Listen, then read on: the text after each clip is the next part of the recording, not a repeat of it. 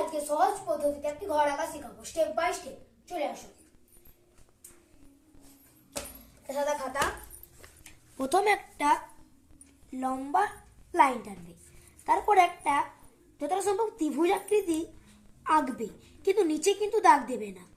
তারপরে এইখান থেকে একটা এরকম দাগ, একটু হালকা বেঁকে সোজা দাগ, তারপরে এইখান থেকে একটা সোজা দাগ টানবে যাতে ওইখানে গিয়ে মিশে। তারপরে এইখানে এইরকম একটা দাগ, এরকম একটা দাগ টানবে, তারপরে এইখান থেকে একটা সোজা দাগ টানবে ছোট্ট করে, এখান থেকে একটা সোজা করে ছোট্ট দাগ, একটু ছেড়ে এখান থেকে একটা সোজা দাগ দিয়ে এরকম করলে, তারপরে এইখান থেকেও একটা করবে, তারপরে এরকম একটা তুমি পিরা করতে চাইবে, তারপরে এরকম একটা, তারপরে এরকম একটা সোজা দাগ টেনে এরকম এইখানে একটা আমরা দরজা করে নেবো।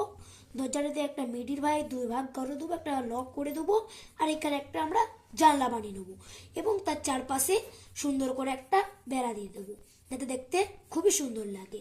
তোমরা এরকম করে চেষ্টা করবে, অবশেষে সফল হবে। তোমরাও দেবে এরকম করে খুব সহজেই আঁকতে পারবে একটা সুন্দর ঘর। এরকম করে আঁকলে খুবই সহজ পদ্ধতিতে আঁকতে পারবে এবং নানা প্রতিযোগিতায় তোমরা খুবই সহজ পদ্ধতিতে আঁকতে পারবে।